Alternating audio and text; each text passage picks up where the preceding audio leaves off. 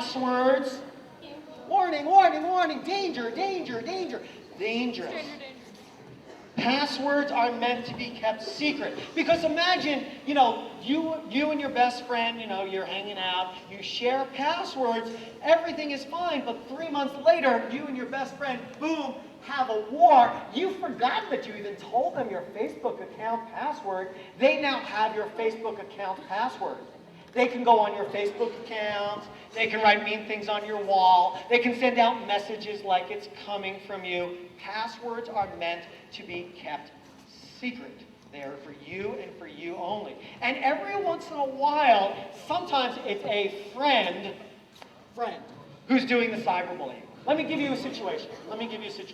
So imagine you're home at night, it's like on the weekend, it's Saturday night, it's like 9:30, you're at home, you're wearing your little PJs, you got on your little fluffy slippers, and there you are, you're at home and you're like text messaging and typing away to like 10 of your best friends all at the same time, and all of a sudden a friend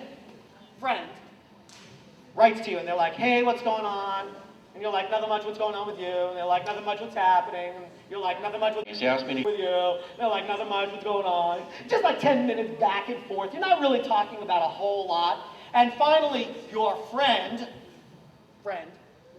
says to you, they type over to you, is there anybody in our grade who you think is hot?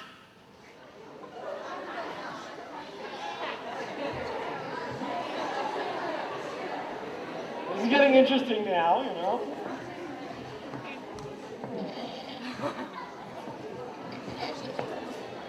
So you write back to your friend, no, there's not anybody who I think is all that cute. And your friend writes back to you, oh, come on, there's got to be somebody in our grade who you think is a little cute.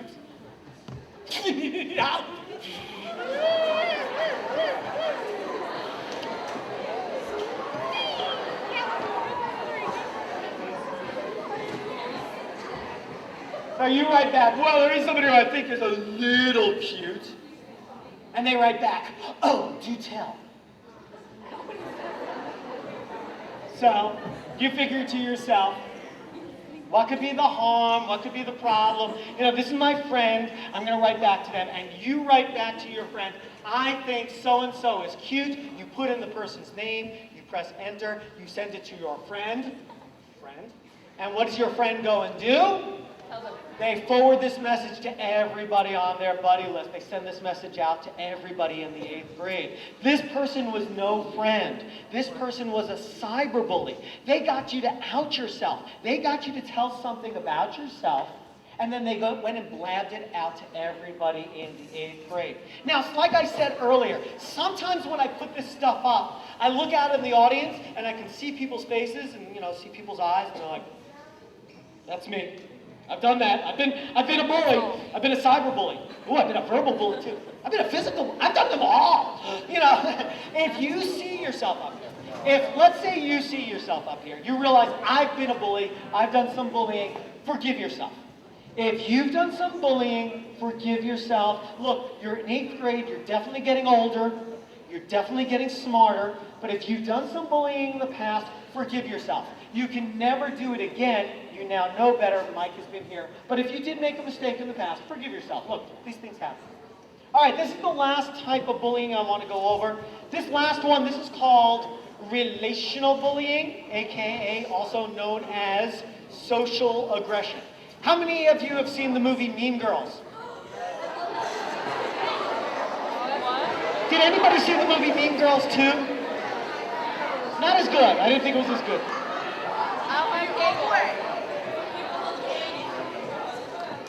When it's relational bullying, when it's social aggression, all eyes are on me.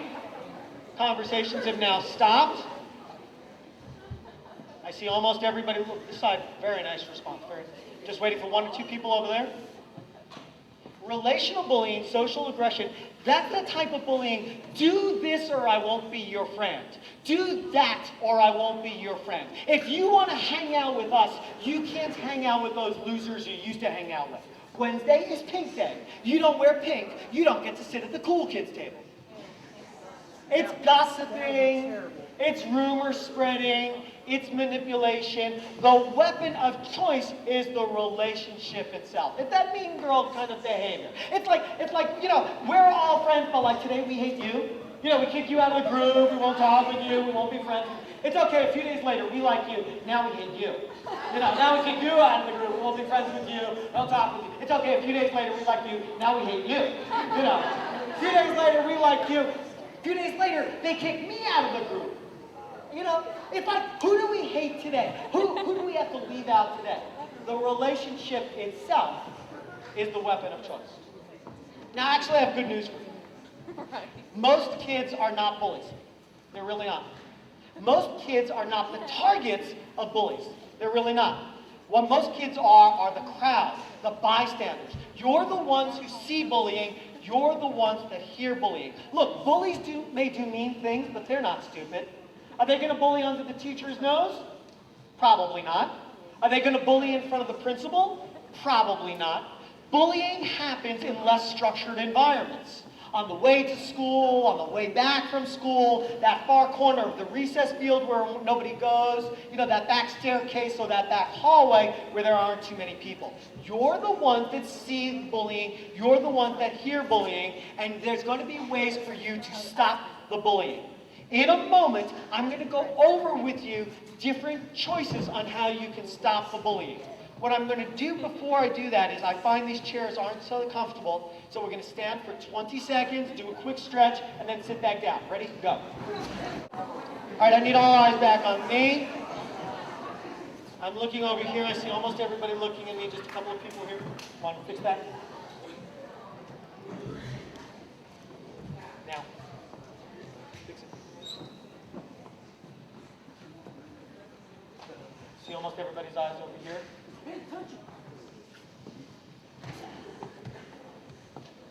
So what I'm going to do is I'm going to put onto the screen some choices. When you go to a restaurant, how when you go to a restaurant they give out menus and you get to pick and choose the food off of the menus. If you want something off the menu, that's great. They'll make it to you. If there's something on the menu that you don't want, you don't have to pick it. I'm going to do the same thing up here. I'm going to put out onto the screen, I'm going to put up different ideas on how you can stop the bullying. Some of these ideas you're going to like. Some of the ideas you're not going to like.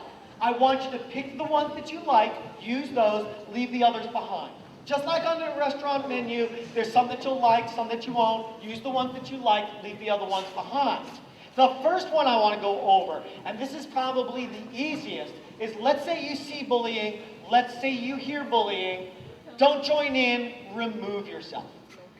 So imagine you're in school, imagine maybe it's even at this school, maybe it's the school that you came from, and did this ever happen to you? Have you ever been outside and it's like recess time, and it's recess time and you're standing outside and you're like, well, I'm bored, nothing much going on over here, and you look over and over there, maybe it's bullying, maybe it's misbehavior, and you're like, well, there's not much going on. I think I'll go over and watch the show. And you're not joining in on the bullying. You're just going over to watch the show. And so you walk over, you're going over to watch the show, and then a principal or the teacher comes over and like, all you kids are in trouble. All of you kids need to go to my office. And you're like, what? I didn't even do anything. And they're like, well, you were here, so you got in trouble too. Has anybody ever gotten in trouble even though you didn't do anything wrong? Yes. Hate that. Hate that. No. If you are nearby when bullying is going on, hands back down, good. If you are nearby when bullying is going on, you might get in trouble even though you didn't do anything. If you see bullying, if you hear bullying, don't join in, remove yourself, get yourself out of there. Don't be nearby. No need for you to get in trouble. All right? Now, I got to be honest with you. Ideally, I would like you to tell the bullies to stop. I really would. I would like you to tell the bullies to stop. But sometimes it's hard to tell bullies to stop. It's like, I don't know the bullies, or they're not my friends, or I'm kind of scared of the bullies. Sometimes it's hard to tell the bullies to stop. Sometimes we know the bullies. The bullies are my friends. I'm not scared of the bullies. Or maybe they're like little kid bullies or something like that. Maybe it's like a third grader picking on a first grader. You know, what's a third grader going to do to you? And what are they going to? How are they going to hurt? What are they going to do? Bite your ankles? What are they going to do? They're not going to hurt you. You might go over and tell little kid bullies to stop.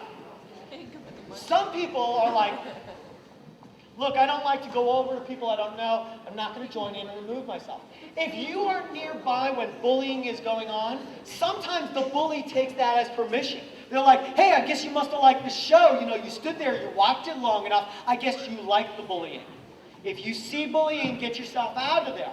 If you feel comfortable, you're not scared for your safety, you can tell the bullies to stop. You can actually tell the bullies to stop. Look, I'm old, you're young. You've got to find the words that work for you. But you're going to tell them to stop. Stop. Knock it off. Don't do that. I don't like it. No more. Don't do that. Not around me. Not here. Not on this bus. Dude, what are you thinking? Sometimes it's just a look. Really? Really? Really going to do that? Really? You know, so that's all it takes. You just tell them to stop.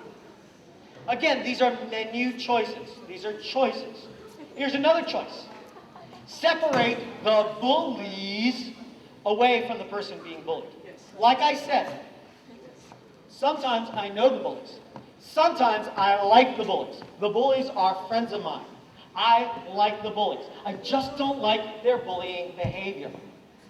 So what I can do is I can separate the bullies away from the person being bullied. I like the bullies. I just don't like their bullying behavior. Come up with an excuse. Get the bullies out of there. Hey, come on, guys. Don't waste your time with that kid. Come on, let's go play some basketball.